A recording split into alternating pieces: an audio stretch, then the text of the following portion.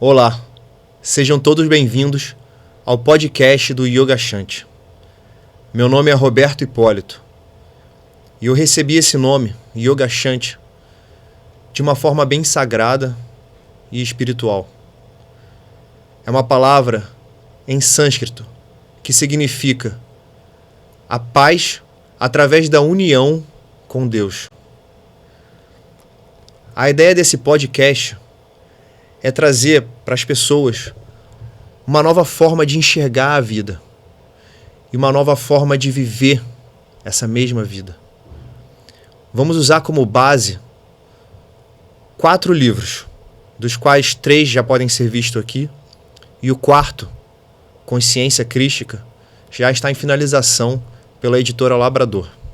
Então, esse primeiro livro, Um Novo Despertar, ele trata do surgimento, desde períodos ancestrais, de uma verdadeira conexão com Deus e como isso gerou uma religião original, que hoje é chamada de tradição primordial, e como ao longo das eras e dos milênios, em cada civilização, numa era diferente, em culturas diferentes, ele foi tomando coloridos diferentes e foram assim surgindo as religiões.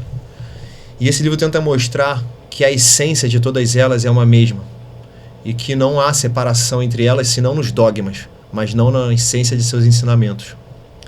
O segundo livro, A Magia da Vida, ela trata de como, quando somos crianças, nós temos aquela vivência livre, completa e total com a vida. Mas ao longo da vida, com diversos acontecimentos, nós vamos perdendo essa criança interior.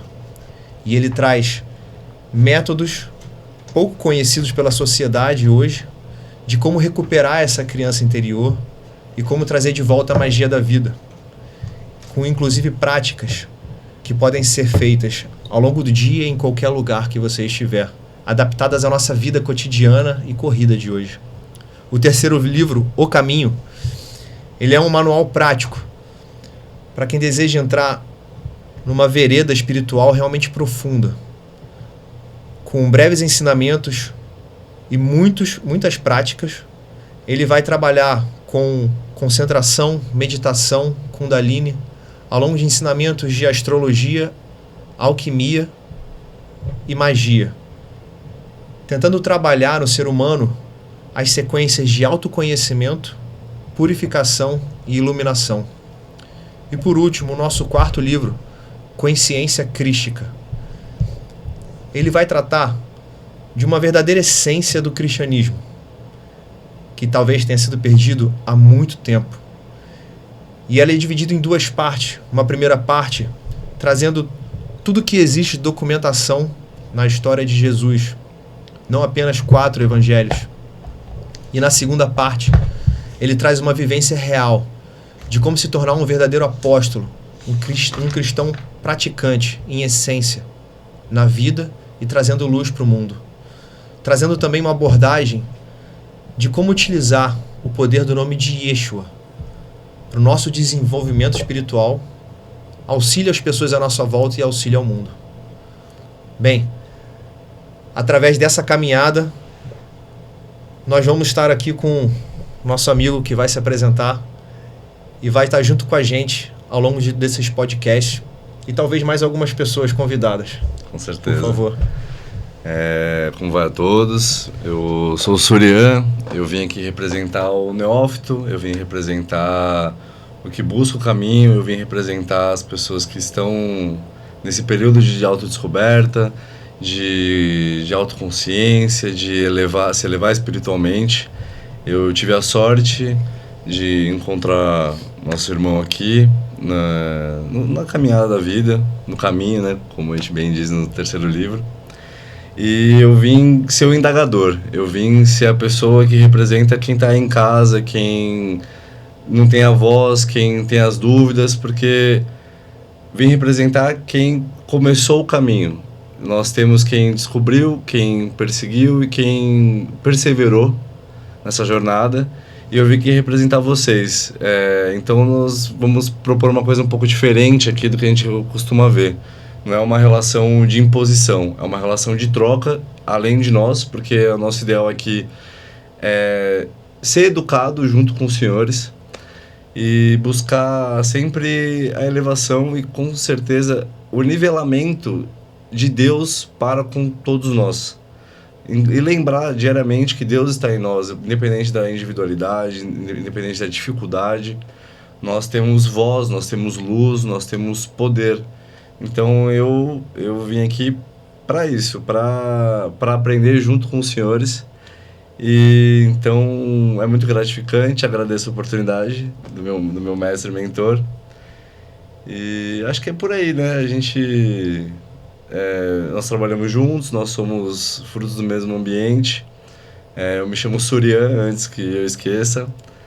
E nós estamos aqui buscando a liberdade da verdade, independentemente de qualquer ideal, porque Deus é o bem comum em todas as religiões, é o bem comum a todos nós que acreditamos em algo maior, em alguma elevação espiritual. E nós vamos buscar o equilíbrio nisso, na nossa jornada, nas nossas experiências, nas nossas dificuldades, nos nossos tropeços. Nós vamos nos expor aqui, nós vamos mostrar que ninguém está sozinho, que todo mundo sofre, e quais são as nossas visões e as visões dos nossos mestres em relação ao que é sofrimento. Então eu agradeço a oportunidade, podem ter certeza que é muito maior para mim, é muito mais importante, está sendo uma autocura, como eu espero que seja para todo mundo que esteja nos ouvindo. Belas palavras. Bom, para o nosso episódio piloto, a gente tem uma apresentação de slides. Foi fruto de uma palestra na Mystic Fair desse ano, de 2025. E a gente vai apresentar uma forma reduzida aqui. E vamos terminar com uma experiência de meditação, que, aliás, vai ser o encerramento de todos os nossos episódios. E como toda autocura, todo crescimento, a gente vai ter que ter lição de casa, mas vai ser gratificante. Eu posso garantir a todos vocês que vai ser uma lição de casa muito bem-vinda. Não vai ser que nem na escola, não. Bom, essa primeira apresentação a gente tem como tema yoga e meditação, alquimia espiritual. Já o tema dessa apresentação, ela mostra algumas ciências aqui que aparentemente são diferentes, mas na verdade elas são a mesma essência, que é o que a gente tenta trazer desde o início, né? Yoga, como disse anteriormente, é uma palavra sânscrito que significa união. Mas ela não se trata de uma união qualquer. É a união do homem com o divino. A consciência humana com a consciência cósmica, né? A gente vai seguir os tópicos de, como nós estamos falando, o que é a yoga. Vamos falar rapidamente de alguns tipos de yoga para desmistificar alguns conceitos que existem no Ocidente. A gente vai explicar o que é a meditação, alquimia e terminar com o experimento. De acordo com as escrituras sagradas antigas dos hindus, existem 7 tipos de yoga. Aqui no Ocidente, a gente costuma achar que a Hatha Yoga é a yoga. Só que isso não é verdade. A Hatha Yoga é uma preparação para os outros 6 tipos de yoga, né? Ela é uma forma metafísica de trabalhar com a energia do corpo. Ela traz saúde corporal, preparação para uma meditação e até desbloqueio de alguns traumas psíquicos. Porque pensamento é energia. E quando você tem trauma, você tem alguns bloqueios. E eles se traduzem como energia presa no corpo. Se acumulam, né? Como uma tensão, exatamente uma tensão. A gente projeta o nosso metafísico, o nosso pensamento no nosso corpo. Então, por isso que é tão importante a gente trabalhar a Hatha Yoga, a gente trabalhar o nosso corpo. Que é literalmente uma liberação de energia. É aquele momento que a gente deixa as coisas fluírem. Como nós, ocidentais, estamos acostumados a uma vida completamente física e mecânica, é importante a gente trabalhar o nosso corpo de uma forma que ele tenha esse esforço, mas de uma forma livre, natural, pura, justamente para aliviar todas essas dores, para que a gente esteja confortável para se preparar para o psíquico. Exatamente. Exatamente. Não é? Tanto que todos os yogis, eles sempre usam a Hatha Yoga como uma preparação antes de fazer yoga. E aqui entra a desmistificação do Ocidente. Hatha Yoga não é a yoga em si. Yoga é a união com o divino. E para ela você tem caminhos de Mantra Yoga, Jnana Yoga, Laya, Bhakti, Karma. Não falando sobre todas elas para a gente não se demorar e ser chato no podcast, mas as principais aqui. Mantra Yoga todos conhecem, já ouviram falar, né? São sons vocálicos que trazem estados de consciência alterados ou elevados. Bhakti Yoga, acho que todos já ouviram falar dos Hare Krishna, que eles tentam trazer essa união com Deus através da devoção. E a devoção total, né? De completa desmistificação até da pele, né? Da carne. Eles entendem que isso aqui é só uma coisa completamente passageira. E eu acho que uma coisa legal da gente falar é em relação à Hatha e ao mantra, porque exatamente como nós vivemos hoje, nós sobrevivemos. A respiração é uma coisa que vem pra gente sobreviver. Se a gente faz ela sem consciência, a gente está vivendo, a gente está sobrevivendo e a nossa respiração vai continuar. Então, quando a gente começa a trabalhar essa respiração de uma forma consciente, você deixa de sobreviver. Você tem controle, você tem consciência sobre aquilo que está acontecendo, sobre o prana. E prana é energia vital, é a energia que Deus deu para a gente se desenvolver e estar aqui na Terra, trabalhando, vivendo, se relacionando, né? Então, eu acho que de tudo assim, dos 7, até a gente chegar no Raj Yoga, que é o ideal, a gente quer trabalhar o mínimo, o básico, o começo, para que nós juntos chegamos lá. Então é muito importante a gente ter essa consciência de respiração e não somente estarmos aqui para sobreviver através dela. Respeitar o prana, respeitar o Om, respeitar o quão divino e sagrado é poder estar aqui. Exato. E finalizando aqui, a Karma Yoga, a gente tem um yogi que seguia essa linha famoso, que é Mahatma Gandhi, que conseguiu a independência da Índia, né, do domínio inglês, sem violência, né, através da não violência. E ele era um Karma Yogi. E o Karma é a forma como você vive. A forma como você vive, seguindo os ensinamentos sagrados, isso te aproxima de Deus. E pro final, como o Suryan falou, a gente vai ao longo de todos os podcasts chegar na Raja Yoga, que Raja em sânscrito significa real, né? Então é a Yoga Rei. E a gente vai chegar lá aos pouquinhos e vai aos poucos chegar no assunto de Kundalini, que aí já é uma coisa mais à frente e mais profunda. Mestre, eu vou aproveitar que a gente está aqui. Professor. É que é muito respeito, gente, é muita devoção aqui. E o senhor falou de Karma e Dharma, né? E a galera costuma trazer Karma e Dharma como uma coisa divina, como uma coisa que vem, né? Que a gente está aqui para sofrer aquilo, né? Como se fosse uma forma de sofrimento. E a gente esquece que Karma são escolhas também, né? Eu queria que, como para mim foi muito confuso, se o senhor puder exemplificar um pouco o que é Karma e o que é Dharma, como pelas palavras do Krishna. As palavras de Krishna, né? No Bhagavad Gita ele fala sobre Karma e Dharma, né? Então eu queria que o senhor puder pegar um pouquinho nessa parte de ação, de causa e efeito, de que a gente tem escolhas perante a nossa vida, que a gente não é fruto só do meio. Claro, perfeito. E essa é uma pergunta que encaixa no centro do que a gente está tentando trazer, que a essência das religiões é a mesma. Então, com nomes diferentes, todas as religiões, todos os grandes mestres vão trazer o karma, né? A lei da colheita. Você colhe o que você planta. Então, o karma, em sânscrito, ele é ação e reação. Então, tudo que você faz, tudo que você pensa, tudo que você fala, aquilo vai ter um retorno. Seja bom ou seja ruim. Às vezes as pessoas no Ocidente têm o conceito de que karma é uma coisa ruim. Ah, eu criei um karma com isso. Não necessariamente uma coisa ruim, uma coisa boa, uma ajuda que você fez para alguém altruisticamente, sem esperar nada em troca, aquilo vai voltar para você. Só que o ser humano, a gente vem para a Terra para ter a experiência humana ignorante, a gente vai aprendendo, e nessa ignorância a gente comete muitos erros. E a gente se envereda por redes e teias de karmas negativos. E aquilo vai voltar para a gente. Então o Dharma é o que veio ajudar. O Dharma ele mostra um caminho. Como você trilhar utilizando o melhor karma para a sua vida, que vai auxiliar você e vai auxiliar os outros. Então por isso talvez a importância dos yamas e niyamas, né? Exatamente. Porque a gente tem ali nos yamas, principalmente a nossa disciplina ética, que eles falam da não violência, da viver pela verdade, e eu acho muito bonito quando eles falam de viver pela verdade, que é a verdade em palavra, em pensamento, em atitude, né? A gente não pode separar uma coisa da outra, porque senão nós nos tornamos hipócritas, né? Entendi, muito obrigado. Nada.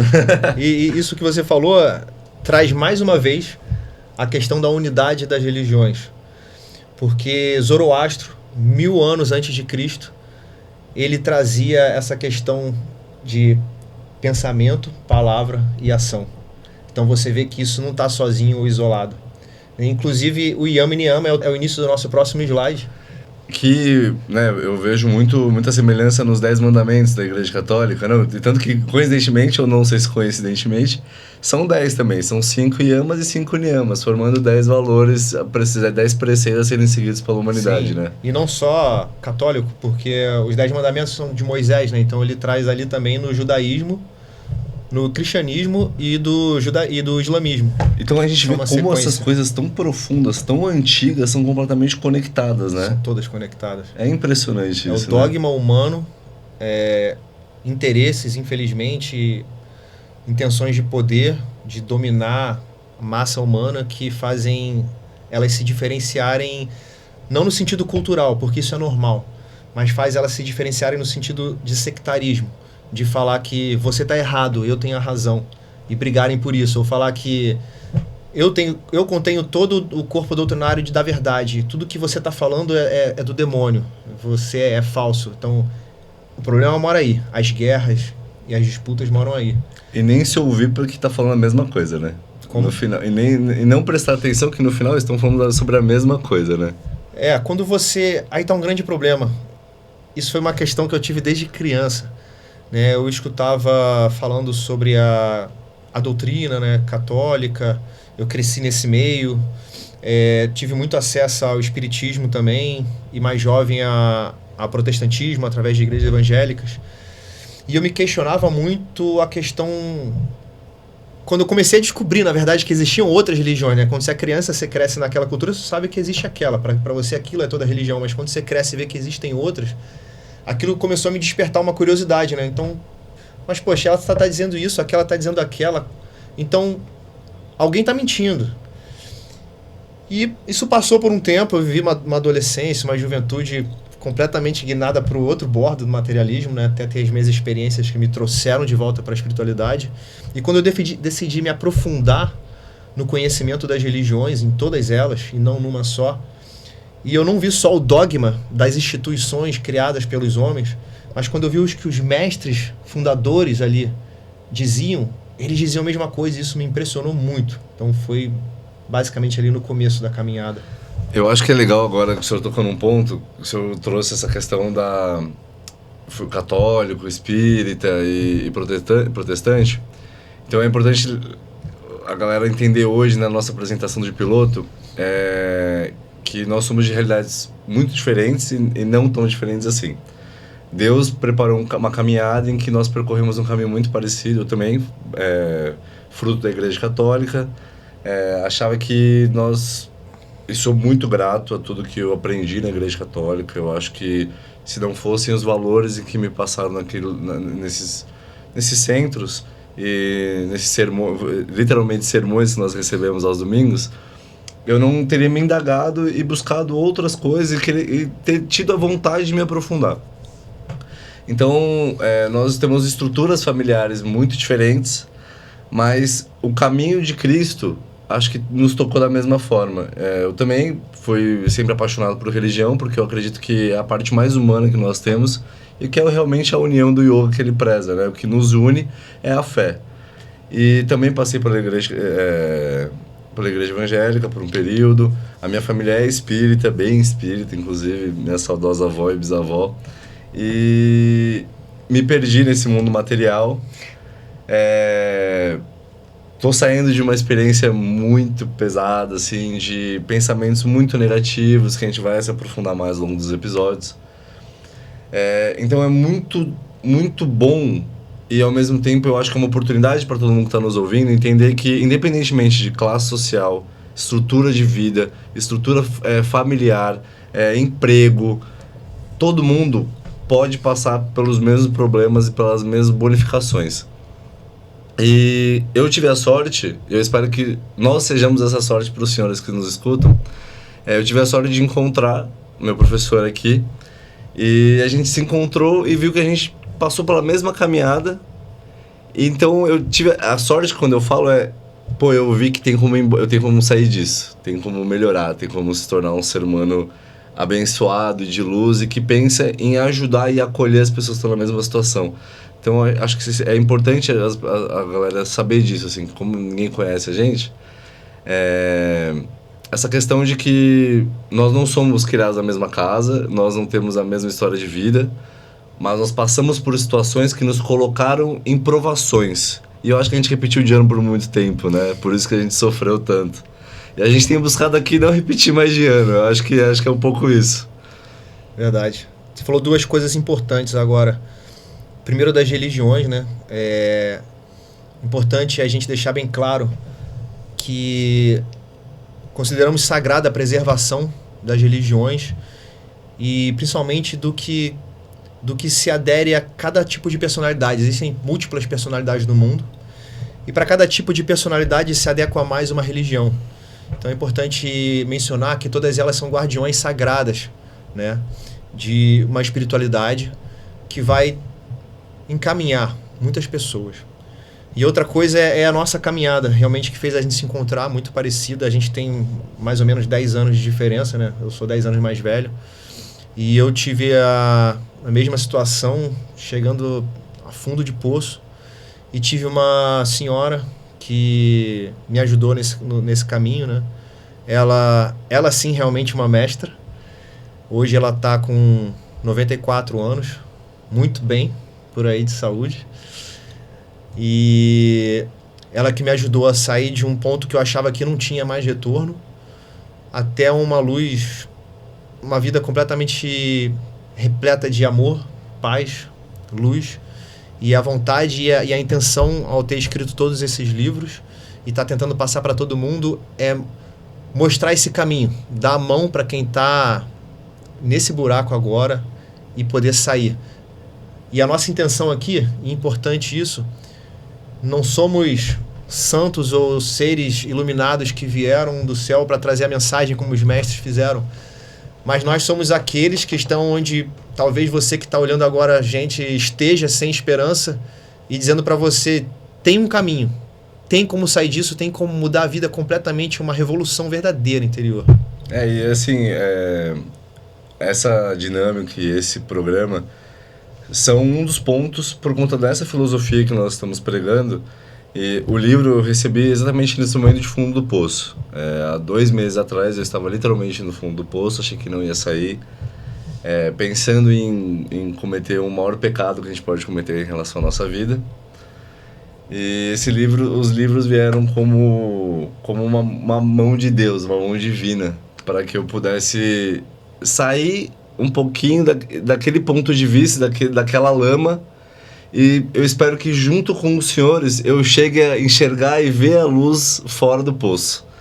Porque é exatamente isso, não tem santo aqui, não tem todo mundo aqui só está bem-aventurado, praticando, eu no meu caso, iniciando, eu testo todas essas lições, por isso que eu abracei essa causa, porque elas realmente trazem paz, trazem conforto, porque é muito simples. A gente precisa parar de achar que a verdade está ao externo. A verdade principal é Deus. E Deus está em nós somos fruto dele. A gente só precisa parar e tampar um pouquinho a voz do nosso ego para ouvir Deus dentro de nós. E entender o quão sagrada é a nossa vida e a nossa caminhada. E respeitar isso, principalmente respeitando as pessoas que estão ao nosso lado, né? Foi literalmente, eu atravessei um canal e a gente conversou, me expus e o senhor me deu a mão. E eu acho que é muito importante isso, e foi o que nós queremos trazer com esse podcast. Nós não queremos que vocês achem que vocês não têm um colo, que vocês não têm a quem recorrer. Porque é muito difícil. Eu acho que o mais difícil da situação de fundo do poço é que você se vê só. E você não sabe nem pra quem pedir ajuda, que você acha que ninguém vai te entender. E no final, realmente só você vai se entender. Mas tem como você lidar com isso, né? De uma forma muito mais tranquila e muito mais amorosa. Se amando de verdade, né? Entendendo que o primeiro amor tem que ser para nós mesmos, para poder literalmente respeitar Deus, né? Exato. Bom, a gente voltando ao tema de Yama e Niyama, a gente traz aqui o sábio Patanjali, um yogi, né, indiano, de 200 anos antes de Cristo. Ele destrinchou a meditação de como, através da Raja Yoga, ou de alguma das yogas, você chegar a essa união. Ele divide em 8 partes, né, onde as 2 primeiras, Yama e Niyama, como o Surya falou, ele diz que a yoga não é simplesmente você sentar ali e meditar e encontrar Deus, mas é uma forma de vida. Yoga é uma forma de viver a vida. Então, o Yama e Niyama, né, os fazeres e não fazeres, que são muito parecidos com os 10 mandamentos. Então, eles dão um prognóstico de como viver a vida. E aí sim, entram asana, postura, pranayama, que é como o Surya estava falando, prana, né? Yama é disciplina e prana é essa energia. Então, é a disciplina da energia no corpo, que é usada com a respiração. Você tem concentração, retirar os sentidos externos e interiorizar. E aí a gente entra no que é meditação. Meditação é esse 7º passo, dhyana, né? Então é quando você já conseguiu retirar sua atenção, sua energia de todos os sentidos externos e trouxe ela para dentro, para o interior. Quando nada mais fora, nem os pensamentos estão interferindo em você. Então é quando você chega naquela paz, naquela calma, aquela concentração na paz, você chegou na meditação, né?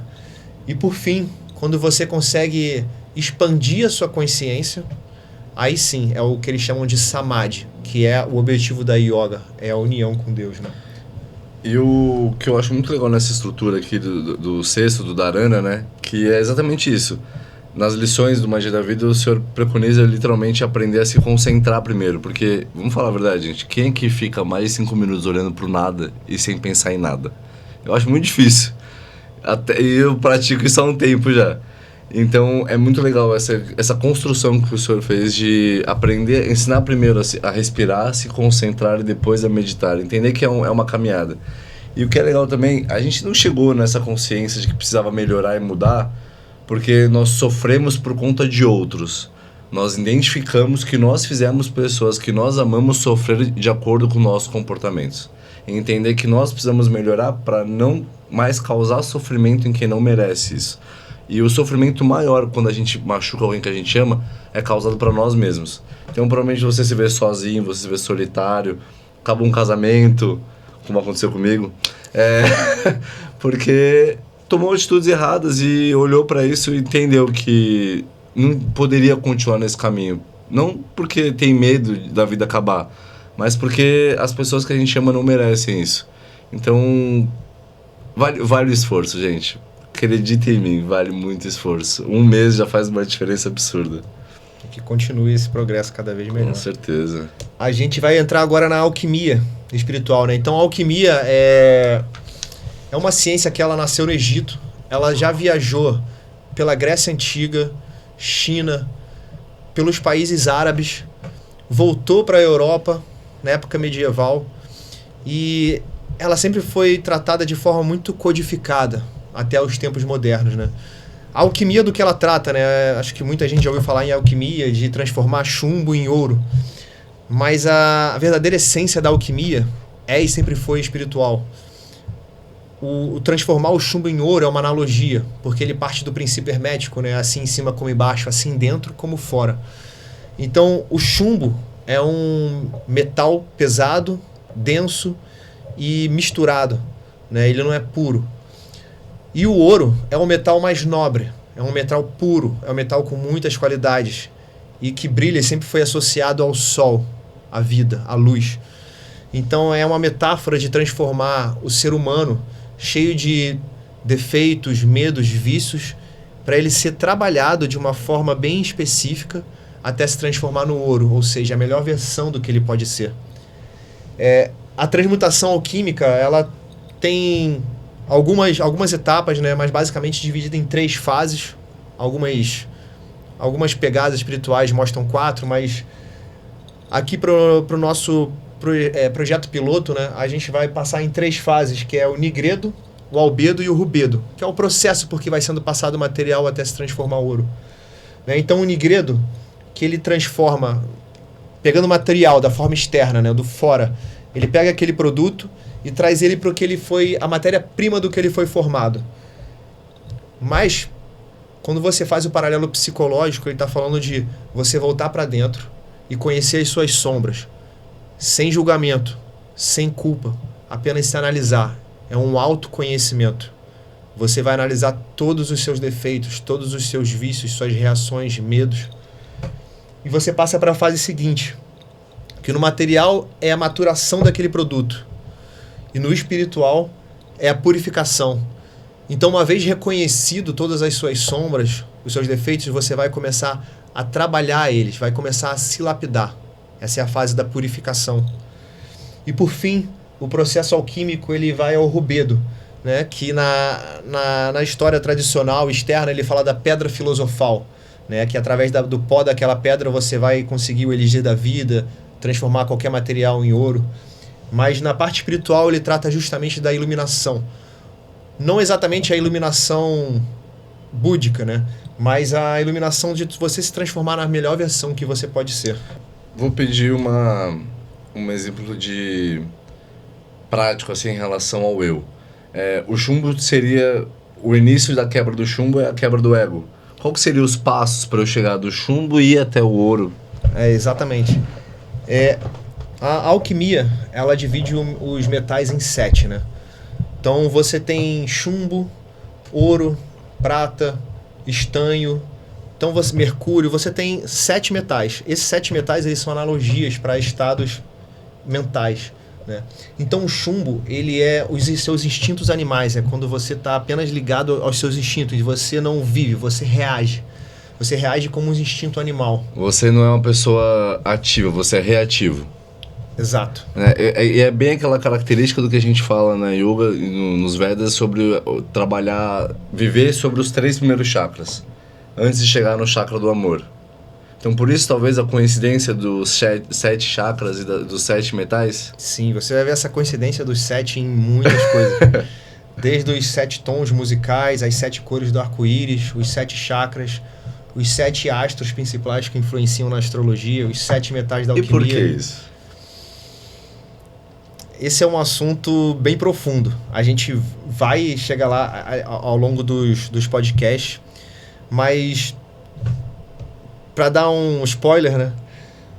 Toda a estrutura cósmica, né? A gente conhece isso através dos ensinamentos dos mestres, todo o universo ele é formado a partir de uma estrutura setenária.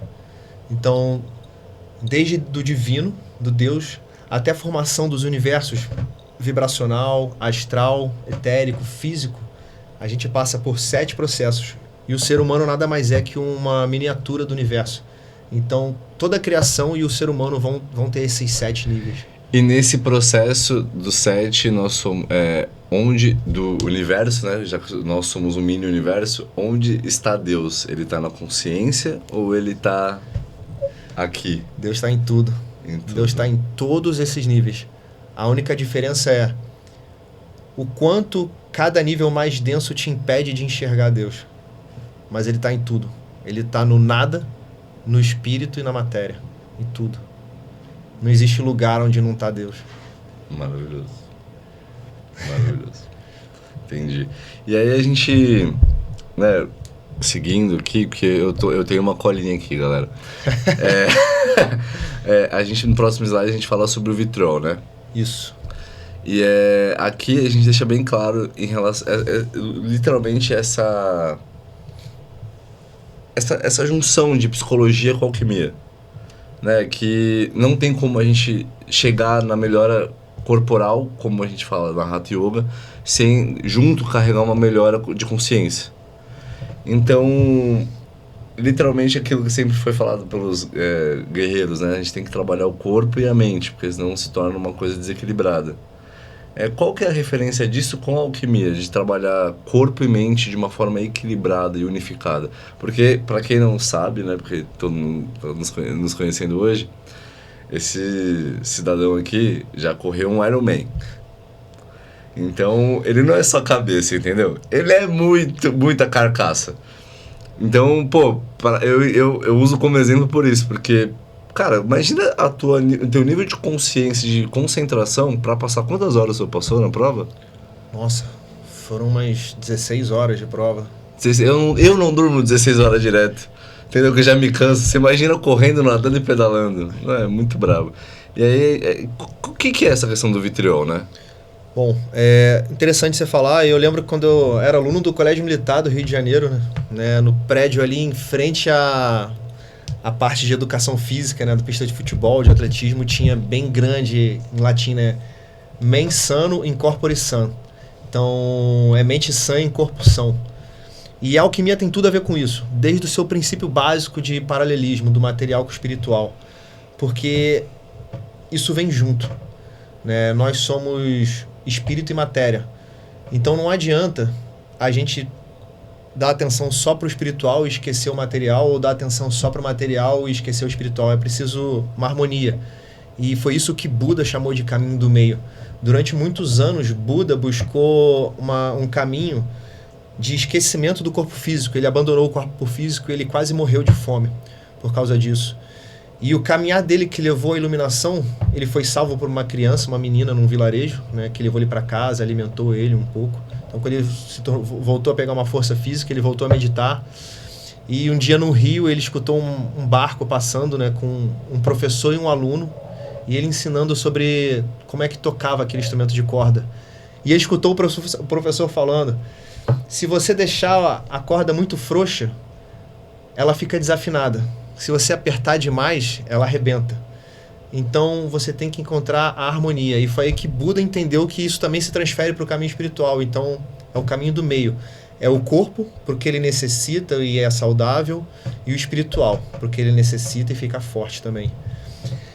E os alquimistas, na época medieval, na Europa, eles trouxeram esse vitriol, né? Era um termo que eles usavam, muita gente achava que era uma espécie de substância que eles conseguiam. Mas, na verdade, ele é um silogismo, né? Ele pegava as iniciais de visita interiora terrae, retificando invenies occultum lapidem, ou seja, em português, visita o interior da terra e retificando encontrarás a pedra oculta. Então ele está falando aquilo que a gente disse desde o início. Visita o interior da terra, o seu interior mais profundo, todas as suas sombras, todos os seus problemas. Visita aquilo, retificando, purifica, trabalha aquilo, retifica aqueles seus defeitos. Então você encontrará a pedra oculta, a pedra filosofal. Então é indo para o seu interior, mais profundo, o seu próprio inferno, encontrando os seus demônios, trabalhando com eles, você vai conseguir alcançar uma luz maior dentro de si. E o senhor falou uma coisa muito legal, que não é eliminar os demônios, é trabalhar junto com eles, né? É dar a mão, abraçar eles, dar colo, né? Exatamente. Tudo isso, todo esse processo alquímico e exatamente essa parte, não do combate com as sombras, mas da dança com ela, de integração, está no terceiro livro, O Caminho. É que o senhor traz também aqui numa parte que é a minha favorita, inclusive, do livro, que é As Sombras da Morte. Né? Eu acho que essa parte é quando a gente traz justamente essa questão que os demônios, eles estão aqui, eles podem ser benéficos, a gente tem que acolher eles também, mas se a gente deixar eles livres e dominarem, a gente perde tudo, né? Sim. E a questão, muitas vezes, não é você lutar contra os seus defeitos, os seus vícios, porque quando o inimigo não tem uma espada, quando o inimigo não é externo, como é que você vai batalhar com ele? Porque não tem, quando você bate de frente, a sua mente se concentra e leva energia para aquilo. Então, se eu estou tentando bater de frente e resistir a um vício, eu estou dando mais força para ele. Ele é uma sombra sua. Então, ao invés de bater de frente com ela, você integra luz nela e assim você modifica. Mais uma vez a gente traz o niyama do contentamento, né? Exato. Perfeito. Então, a alquimia é tanto um processo psicológico que o famoso Carl Gustav Jung, né, ele faz alguns livros, o principal dele é Psicologia e Alquimia, mostrando esse paralelo, né? Na verdade, praticamente todo o processo do Jung, ele trabalha a partir de princípios alquímicos, né?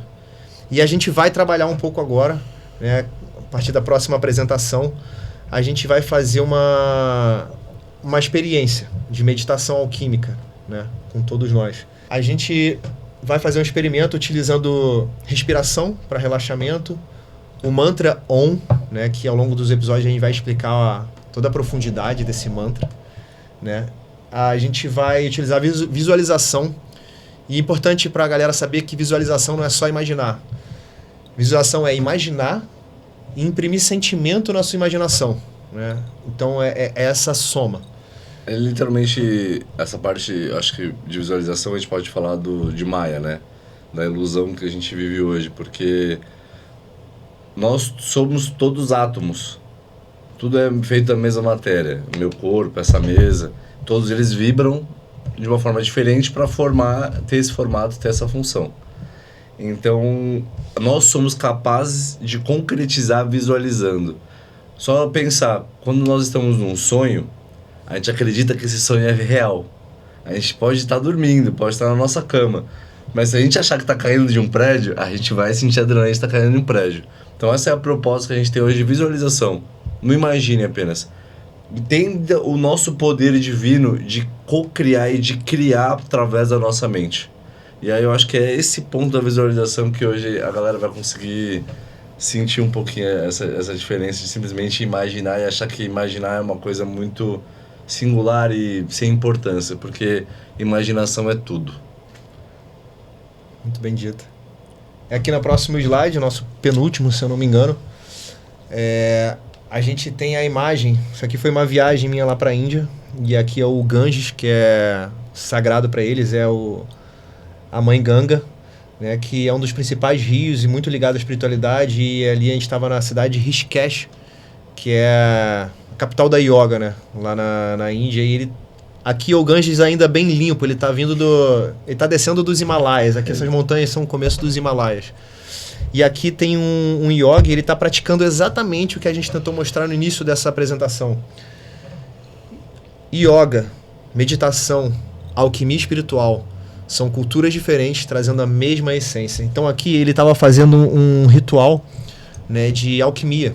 Ele tinha ali, ele estava botando fogo num pozinho e estava trazendo água do Ganga. Então isso para ele era um simbolismo externo do que ele ia praticar internamente, exatamente o que a alquimia diz. E aqui no próximo apresentação a gente vai mostrar qual o procedimento que a gente vai seguir nessa meditação. Esse é o nosso último slide, o experimento está no slide anterior. E aí só para ilustrar para o pessoal que não está vendo em casa, é uma imagem muito forte de um homem numa singularidade, numa paz absurda, envolto a uma pobreza de higiene. Então você consegue, de certa forma, ignorar todos os aspectos negativos da imagem e focar na presença e na devoção desse ser que tá aqui. Então, é muito bonita essa foto, é muito gratificante ver as crianças no fundo se divertindo em meio a todo esse ambiente, né, com muito lixo, as vacas sagradas e literalmente o exemplo, né, que nós tornamos tudo aquilo que é importante e sagrado para nós. Como ele deixa bem claro aqui, eu imagino que deve ter sido uma experiência absurda conversar com o ser humano. E eu conversei com ele, cara. Eu tava com um amigo indiano, o amigo indiano falava inglês e ele traduzia em hindu para esse yogi, né? E a gente conversou com ele, ele era extremamente inteligente, ele entendia tudo de física quântica, cara. Eu fiquei muito impressionado com ele. Eu ouvi física quântica em sânscrito, deve ser um negócio de maluco. Eu não entendia nada, né? Bom, mas então a gente vem chegando ao final do nosso podcast. Nosso pilotão, né? Pilotão massa. Vamos então, peço a todos que encontrem uma posição confortável, sentados. Fechem os olhos. E agora vamos começar com relaxamento através de respiração profunda. Inspirem calmamente. Expirem calmamente. Comecem a visualizar o seu cérebro como uma rede de sinapse em 3D, como se você pudesse entrar por dentro do seu cérebro e visualizar todas as sinapses, todos os neurônios ligados numa cor azul, passando eletricidade, passando informação, passando os seus pensamentos. Comece a perceber como existem caminhos nessas sinapses, caminhos que já estão enraizados, caminhos que trazem ressentimento, raiva, vícios, e como você reage de acordo com esses caminhos, esses sulcos que já foram formados no cérebro.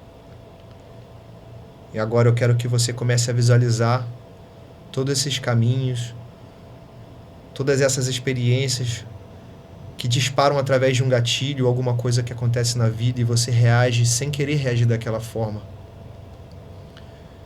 Então visualize bem essa rede neural em 3D azul.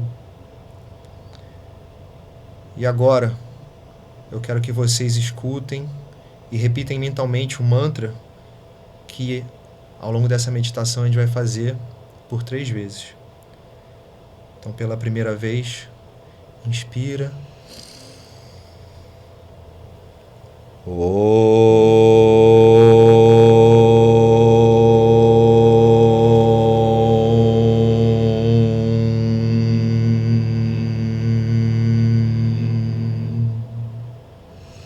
Visualizem agora que esse som começa a transformar todas as sinapses em uma nuvem cinza.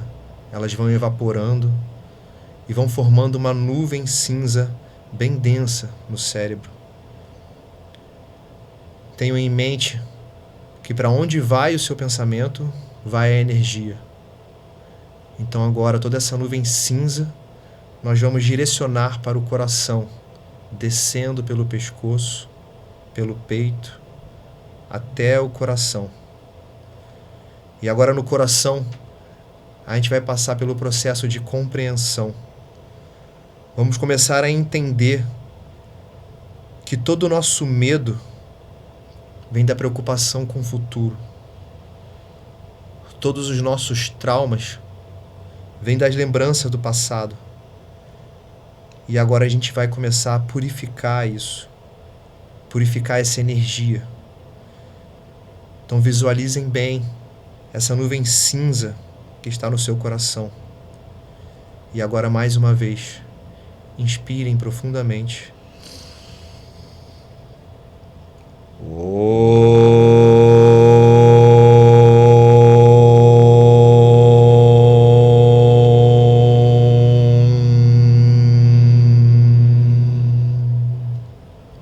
Visualizem agora que a vibração desse som começa a transformar essa nuvem e condensar ela num líquido dourado dentro do seu coração. Toda aquela nuvem cinza vai se tornando um líquido dourado. Vai condensando. E agora você começa uma nova fase de compreensão e entender que todo ressentimento, a raiva, tudo o que fizeram com você não é maldade pura, mas é porque todos nós estamos no caminho. Todos nós temos nossos defeitos. E às vezes o nosso defeito interfere na vida de outra pessoa. Pensem que somos todos como bebês aprendendo a andar, aprendendo a engatinhar. E às vezes um tropeça e se segura no outro e empurra um terceiro e todos caem. Mas não pela maldade pura, e sim porque todos ainda estão aprendendo a andar. Da mesma forma, quando você causa algum mal para alguém, aparentemente com intenção, ou às vezes sem intenção, você também está nesse caminho. Então agora você começa a se perdoar e a perdoar aos outros. Sintam tudo isso acontecendo nesse líquido dourado do coração. Aprofundem mais essa compreensão no sentido de que a única coisa que existe é o presente. O passado é uma lenda, uma história que já não existe mais. E o futuro vai ser a colheita do que você plantar hoje. Então agora, dentro desse templo que é o seu coração, existe um fogo sagrado. Acenda esse fogo no meio do líquido dourado. Esse fogo queima, esse fogo arde o líquido dourado e faz com que ele comece a se evaporar. Ele começa a se transformar num vapor. Então agora, com essa imagem em mente, mais uma vez, inspiração profunda.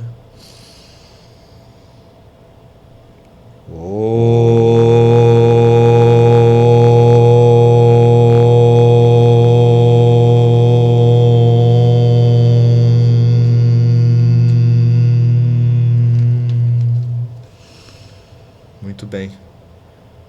Agora veja que todo o líquido dourado se transformou num vapor. Um vapor, uma fumaça rosa, amorosa. Você começa a entender e amar os seus próprios defeitos. Eles não são obstáculos. São degraus no seu caminho. Eles não são pedra e terra para sepultar você. Eles são a matéria-prima que vai moldar o caminho que você vai percorrer. São a sua experiência. Se ame em plenitude.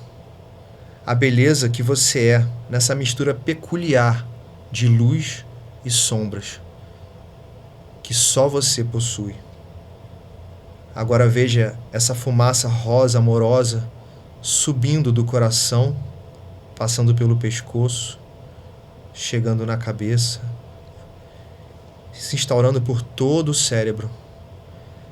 Essa fumaça rosa vai refazendo todas as sinapses do seu cérebro. O que antes era ressentimento, vício, medo, raiva, torna-se agora um novo caminho, com paz, amor. Então agora, volte a respirar profundamente e se concentre nessas palavras, que eu vou repetir 3 vezes. Paz, força e sabedoria. Paz, força, sabedoria. Paz, força, sabedoria. Aos poucos, podem ir abrindo seus olhos.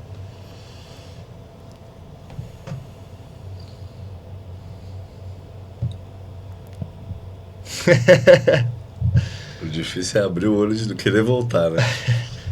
Bom, espero que tenha sido uma experiência boa para todos. Chegamos ao final do nosso primeiro episódio piloto. E espero que tenha sido uma experiência maravilhosa. A partir do nosso próximo episódio. Tá difícil de voltar, né? Então, o legal que eu acho que é o diferencial. Nós temos tantos outros podcasts sobre autoconhecimento e meditação que foram que me trouxeram de volta para esse caminho. O que a gente tentou é trazer justamente essa experimentação ao vivo. Gente, realmente... Então, e emociona muito, principalmente depois de um período tenebroso e de lidar com muita culpa. E eu acho que foi o intuito principalmente dessa meditação, é praticar o perdão. E o auto-perdão é a coisa mais difícil que a gente tem para executar nessa terra. Que a gente tem até uma brincadeira que o prefixo maior na química é o per. Então o ápice do amor é perdoar. Então você fazer esse trabalho de auto-perdão, de autoconsciência, é uma coisa que traz uma profundidade de uma emoção quando você está aberto para ela, que não tem como a gente não se emocionar. Assim. Quem viu o vídeo viu que eu tô com o olho cheio d'água. E eu acho que o que o professor quer falar agora é que a gente vai ter, né, nos próximos episódios, as lições de casa baseadas nas nossas tarefas dos livros. E só que no piloto eu acho que ficou massa, né? Porque a nossa lição de casa vai ser pra galera assistir o próximo. Beleza. Sensacional. Obrigado, professor. Obrigado, meu irmão. Pessoal, desejo a todos aí até o nosso próximo encontro. Muita paz, carinho e gratidão. E para mim, chante a todos. Muito amor e muito honra e muita paz. E que os senhores amem, gratifiquem e nos abracem, nos acolham como nós queremos acolher a todos. Até a próxima. Até mais, galera.